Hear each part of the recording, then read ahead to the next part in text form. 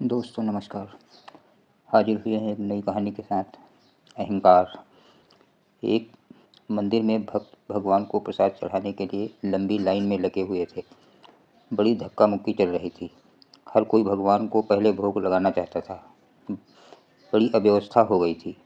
तभी एक बुजुर्ग संत वहाँ से गुजरे और जोर से बोले, ठहरो।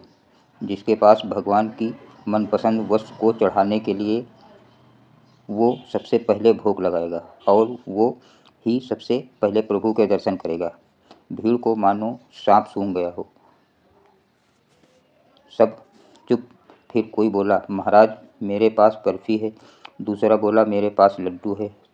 तो किसी ने पेड़े, तो किसी ने मिश्री, तो किसी ने कोई अन्य मिष्ठान चढ़ाने की पेशकश की।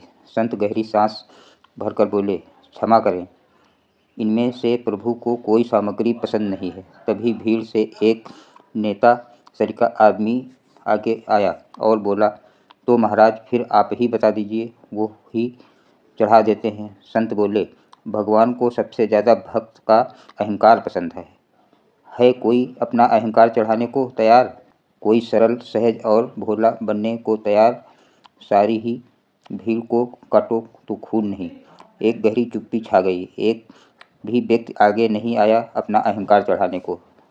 शास्त्र कहते हैं, अहंकार क्रोध बड़ा भाई है। जब किसी के अहम को चोट लगती है तो सबसे पहले उसका छोटा भाई, जिसका नाम क्रोध है, वो आगे आता है। लड़ने भिड़ने के लिए कहता है, मेरे बड़े भाई को चोट पहुंचाई, अब मैं देखता हूँ तुम्हें। आदमी क्रोध में आग बबूला हो जाता है, अपने बड़े भाई का बदला लेना चाहता है। व्यक्ति क्रोध में पागल हो जाता है क्योंकि उसके बड़े भाई को चोट पहुंची, उसका अपमान हुआ। इससे मेरा कहना नहीं माना, ये तो इससे छोटा है, हमसे जूनियर है, ये क्या हमारे आगे है, इसे क्या आता है। आदि अनेक बातें आदमी अहंकार वश कर रहा होता है और अपने अहम की पुष्टि करता रहता है। किसी को अपने रूप रंग का, तो किसी को अपने कुल खानदान का, तो किसी को अपने पद का अहंकार रहता है।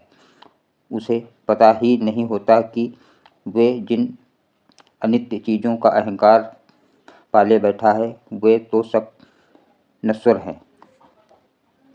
आपके पास क्या है? व्यक्ति को अपने ज्ञान का तो अहंकार होता है, पर अपने अहंकार का ज्ञान नहीं होता है।